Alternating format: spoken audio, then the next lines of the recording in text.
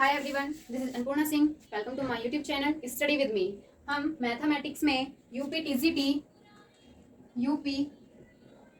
TGT के question practice कर रहे हैं। ठीक है, हमारा टॉपिक चल रहा है सीरीज एपी, जीपी और एचपी।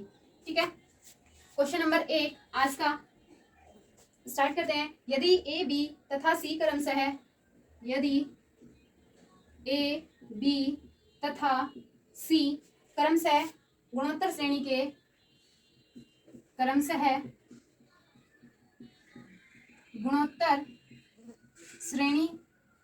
के पीवे क्यूवे तथा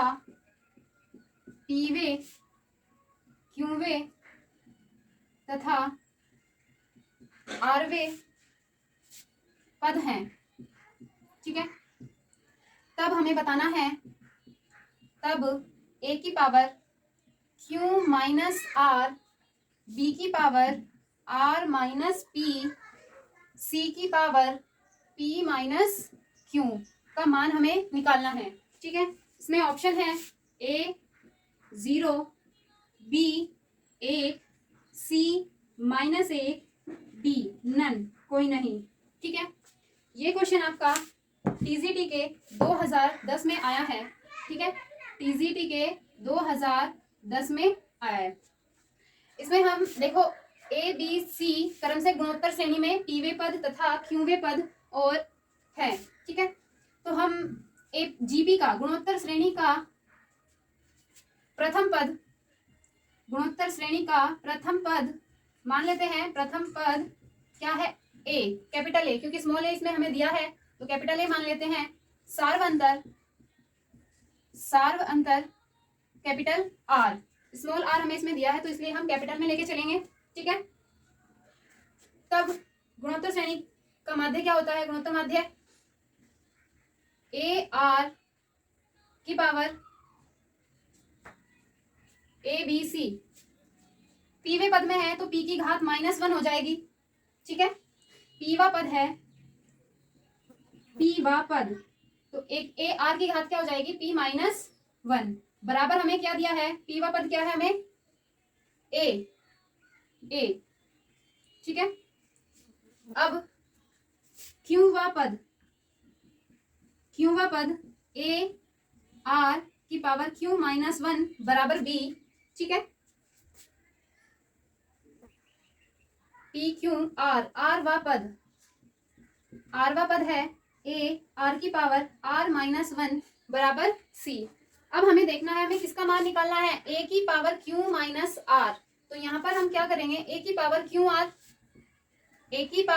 q माइनस आर करेंगे, तब इनकी पावर भी क्या हो जाएगी? q minus r. a की power q minus r, r की power p -1 into q minus r, घात की क्या हो जाती है? गुणा हो जाती है।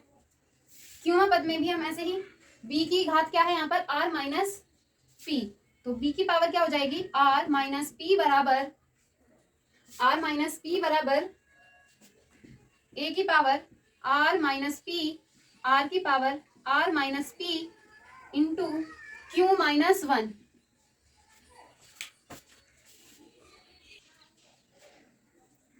आरवा पद ऐसे ही c की पावर हमें दी है p माइनस क्यू बराबर a की power p minus Q, r की power p minus Q into r की पावर -1। ठीक है, अब हमें क्या करना है? इनकी गुणा करनी है, इन तीनों की हमें करनी है गुणा। a की power q minus r into b की power r minus p, c की पावर p माइनस क्यू बराबर, इनकी गुणा होगी तो इनकी भी गुणा हो जाएगी इसके साथ, बराबर में a की पावर q माइनस आर। जब हम इन तीनों की गुणा करेंगे, यहाँ पर भी a पावर क्या हो जाती है? a ऐड हो जाती है। ठीक है, तो r minus p plus p minus Q ये ऐड हो जाएंगी। r की पावर गुणा में r की पावर हो जाएगी p -1 q -1, ये प्लस हो जाएगी r की power p-1 plus q-1 plus r-1 into, ये इसकी मल्टीप्लाई में है तो ये हो जाएगा q minus r plus r minus p plus p minus q. ठीक है, यहाँ पर क्यू प्लस का है और माइनस का है, कट जाएगा। आर प्लस का है, माइनस का है, कट जाएगा। पी है, माइनस का है, कट जाएगा। ठीक है, तो ये आ जाएगा ए की पावर 0। ठीक है, मल्टीप्लाई आर की power p minus p plus q plus r minus 3 हो जाएगा। ठीक है, p plus q plus r minus 3 हो जाएगा। Q minus r plus r ये भी कट जाएगा, सब प्लस माइनस में है, तो ये मल्टीप्लाई 0 हो जाएगा, ये सब 0 हो जाएगा। तो ये पावर आ जाएगी ए की पावर 0 इंटू आर की पावर 0। हम जानते हैं जब किसी की पावर 0 होती है तो वह 1 होता है उसका मान, तो इसकी वैल्यू क्या आ जाएगी, 1 आ जाएगी। ए की power q minus r, b की power r minus p, c की पावर पी माइनस क्यू की वैल्यू क्या आ जाएगी, 1। ऑप्शन बी हो जाएगा। ठीक है, question number 2।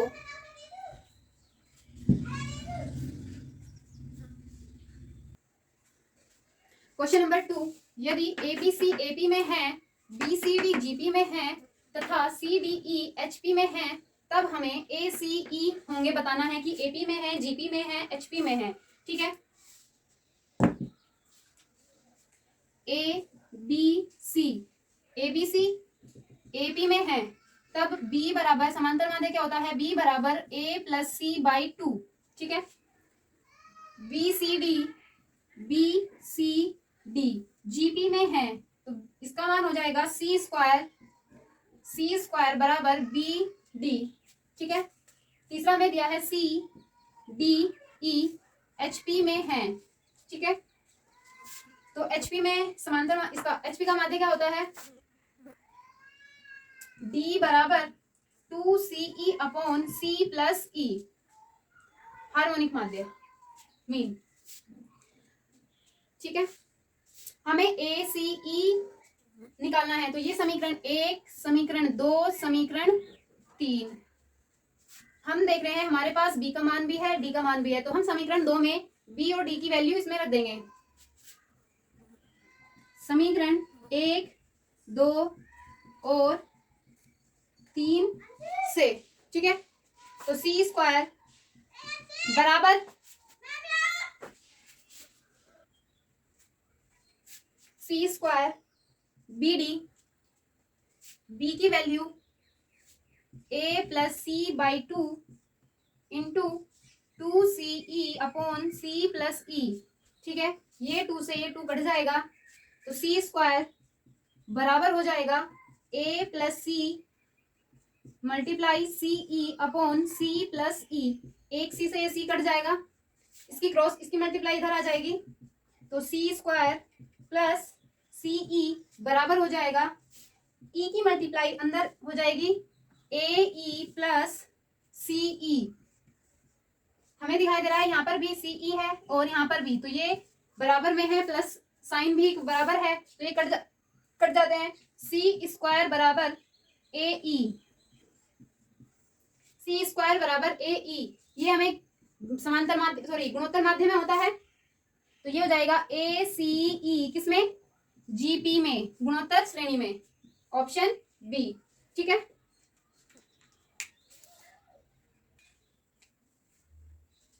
Question number 3 start करते हैं।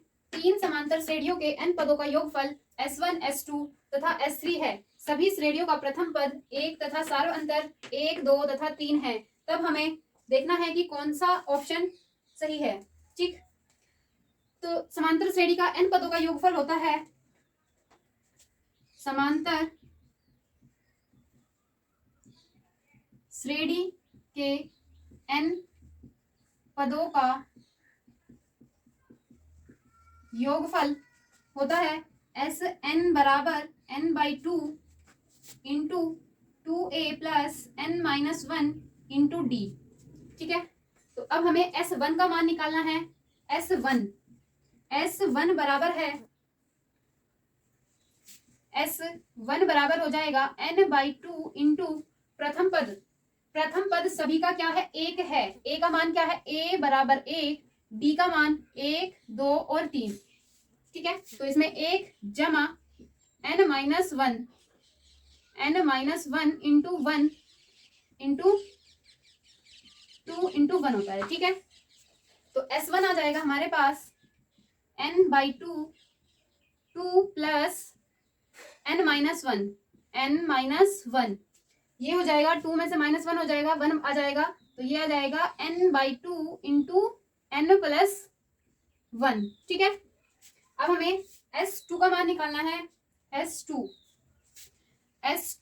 हो जाएगा n/2 इंटू 2 इंटू 1, प्रथम पद सभी का 1 है, ठीक है। D का मान यहाँ पर क्या हो जाएगा, 2 हो जाएगा, सार्व अंतर क्या है यहाँ पर 2 है, प्लस n-1 इंटू 2, तो ये हो जाएगा n/2 इंटू 2 प्लस 2n-2, ये 2 प्लस का है माइनस का है कट जाएगा, तो यहाँ पर आ जाएगा हमारे पास, हम इसकी मल्टीप्लाई इसके साथ करेंगे तो ये 2 इससे कट जाएगा, तो n² आ जाएगा। S2 क्या आ जाएगा, n², ठीक है। अब हमें S3 का मान निकालना है। S3 n/2 into 2 into 1 plus n-1 into 3, ठीक है। n/2 2 प्लस 3n-3, तो यहाँ पर 3 में से माइनस करेंगे 2 तो -1 आ जाएगा, तो ये हो जाएगा n/2 इंटू 3n-1, ठीक। तो अब हमें दिखाई दे रहा है कि S2 का जो मान आ रहा है वो n² आ रहा है, तब हम क्या करेंगे, S1 का मान क्या है, बड़ा है, यहाँ पर बड़ी वैल्यू आ रही है, ठीक। S1 की वैल्यू क्या आ रही है, बड़ी आ रही है यहाँ पर, और S3 की भी, इन दोनों को हम क्या करेंगे, ऐड कर देंगे, S1 plus S2 n/2 n+1 plus S1 plus S3, ठीक है। हमें इसको और इसको ऐड करना है, n/2 इंटू 3n-1, तो ये हो जाएगा n/2 कॉमन आ जाएगा यहाँ से, ठीक। n+1 प्लस 3n-1, ये माइनस का है ये प्लस का है कट जाएगा, तो ये हो जाएगा n/2 multiply 3n plus n, 4n हो जाएगा, 2 से ही कट जाएगा, तो ये हो जाएगा 2n²। S3 प्लस Sn की वैल्यू आती है हमारे पास 2n², और हमारे पास S2 की वैल्यू क्या है, n², तो हम n² की जगह यहाँ पर क्या कर देंगे, 2s2 कर देंगे, तो S1 प्लस S3 ऑप्शन में चेक करेंगे, ऑप्शन हो जाएगा A, ठीक, ऑप्शन A।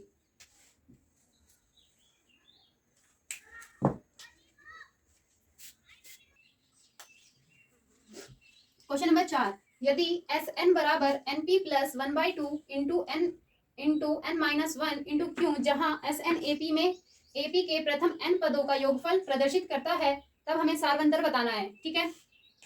तो ये क्या है, Sn हमें दिया है Sn बराबर np plus 1/2 n into n-1 into Q, इसे हम समीकरण नंबर 1 मान लेते हैं, ठीक है। अब हमें AP के Sn पदों का योगफल निकालना है, AP के n पदों का योगफल, n पदों का योगफल Sn बराबर n/2 2a plus n-1 into d, ठीक है।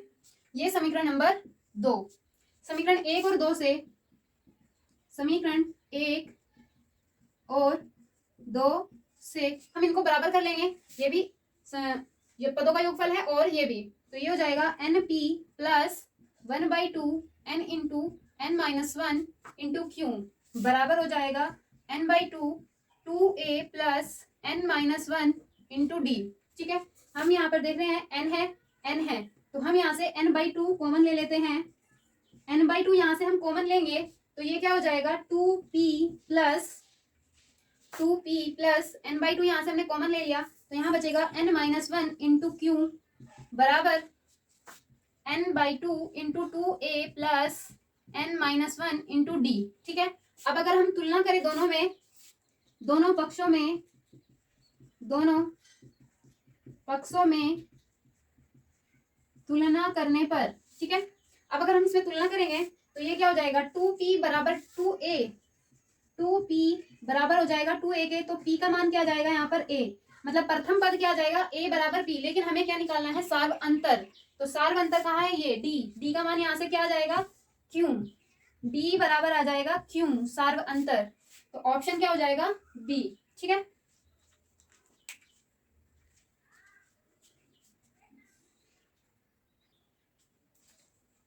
क्वेश्चन नंबर 5, यदि किसी गुणोत्तर श्रेणी के प्रथम 3 पदों का योग तथा प्रथम 6 पदों का योगफल 125 अनुपात 152 के अनुपात में है, तब हमें सार्व अनुपात ज्ञात करना है। तो सार्व अनुपात क्या होता है, d। यहाँ पर भी हमें क्या निकालना है, d। ठीक है, तो प्रथम 3 पदों का योगफल हो जाता है गुणोत्तर श्रेणी में S3 अपॉन S6।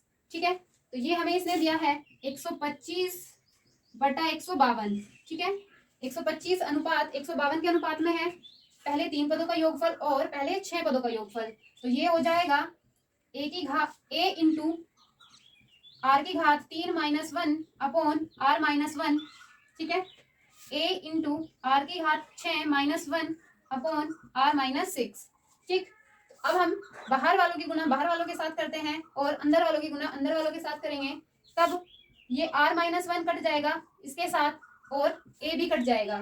ठीक है, तो ये आ जाएगा r क्यूब -1 r की पावर 6-1 बराबर 125 अपॉन 152। ठीक है, r क्यूब -1 अपॉन r की पावर 6 को हम ऐसे लिख लेंगे, r क्यूब की स्क्वायर -1 क्यूब स्क्वायर। 1 का हम क्यूब करेंगे तब भी 1 रहेगा, स्क्वायर करेंगे तब भी 1 रहेगा। ठीक है, तो r क्यूब इसकी मल्टीप्लाई हो जाती है तो 6 हो जाएगा, यहाँ पर 125/152। तो ये हो जाएगा r cube -1 r cube -1 r cube plus 1 बराबर 125 अपॉन 152। ठीक है, तो ये वाला इससे कट जाएगा, इसकी गुणा हम इधर कर देंगे और इसकी गुणा इधर आ जाएगी। तो ये हो जाएगा 152/125 बराबर r क्यूब प्लस 1। ठीक है, तो ये आ जाएगा r क्यूब प्लस 1, ये 1 इधर आ जाएगा। तो ये हो जाएगा r क्यूब बराबर 152/125 -1, 152 माइनस 125/125। 152 में से हम 125 घटाएंगे तो 27 आ जाएगा, 12 में से 5 गए 7, 4 में से 2 गए 2, तो 125 r क्यूब। ठीक है, हम जानते हैं 27 3 का क्यूब होता है और 125 5 का क्यूब होता है, तब r का मान आ जाएगा 3/5। ठीक है, यहाँ पर सार अंतर क्या आ जाएगा, 3/5, ऑप्शन सी। ठीक,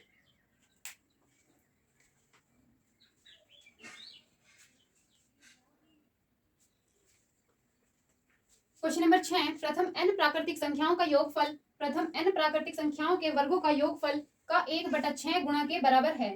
ठीक है, तो प्रथम n प्राकृतिक संख्याओं का योगफल क्या हो जाएगा भाई, n प्राकृतिक संख्याओं का योगफल होता है n इंटू n प्लस 1/2। ठीक है, अब हमें प्रथम n प्राकृतिक संख्याओं के वर्गों का योगफल करना है, n प्राकृतिक संख्याओं के वर्गों का योगफल होता है n into n plus 1 2n plus 1/6। ठीक है, 2n प्लस 1/6, ये किसके बराबर है, n प्राकृतिक संख्याओं के वर्गों का योगफल 1/5 गुणा है, किसके गुणा है, प्रथम प्राकृतिक संख्याओं के योगफल के। ठीक है, तो ये हो जाएगा n इंटू n प्लस 1/2 बराबर 1/5 गुणा n into n plus 1 2n plus 1/6। ठीक है, तो ये n से कट जाएगा, n प्लस 1 से कट जाएगा, 2 से कट जाएगा, 3 आ जाएगा। ठीक है, तो ये हो जाएगा हमारे पास 2n प्लस 1/5 की मल्टीप्लाई हो जाएगी 15 बराबर आ जाएगा 1। 15 की मल्टीप्लाई इधर हो जाएगी, 2n प्लस 1 बराबर 15, 2n बराबर हो जाएगा 15 माइनस 1, इस 1 को हम इधर ले जाएंगे, माइनस में 14 आ जाएगा, तो n की वैल्यू आ जाएगी 14/2 7। ठीक है, तो ऑप्शन सी।